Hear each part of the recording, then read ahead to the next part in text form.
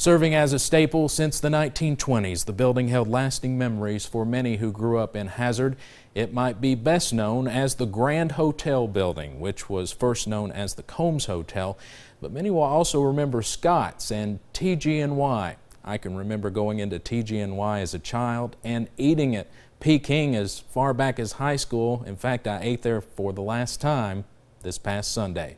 It also survived several floods, most notably the 1957 flood and what this picture shows, the 1963 flood. WYMT's Angela Reigard spoke to folks who shared their memories. She continues our team covers live from downtown Hazard. Steve, I talked to one woman who has vivid memories of downtown Hazard many years ago. She says the building that was destroyed will hold a special place in her heart.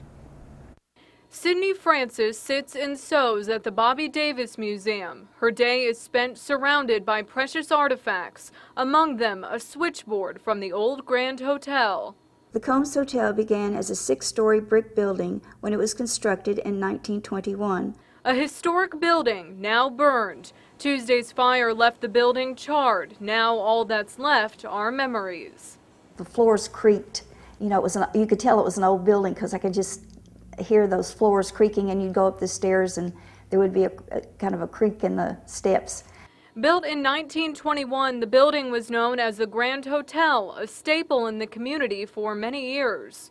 There were white tablecloths and lovely waiters and waitresses, and it was run by a lady named Ma Combs, who had run a restaurant earlier in the history of Hazard. Scott's Dime Store also called the building home, filled with candy and books, any kid's dream. Everything sparkled and everything was glossy and very inviting to kind of put your hands on. Many businesses, including a jewelry store, called the building home through the years. Downtown Hazard flourished. You saw almost everything. You saw preaching on the courthouse steps. You saw people just talking to each other, and cars it was hard to get through town.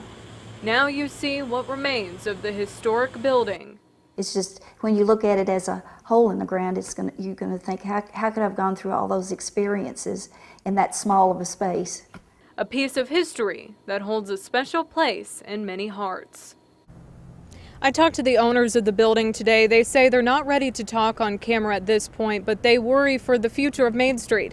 We can only hope that it will make a comeback as it did all those years ago. Reporting live for WYMT, I'm Angela Reigard. Steve, back to you.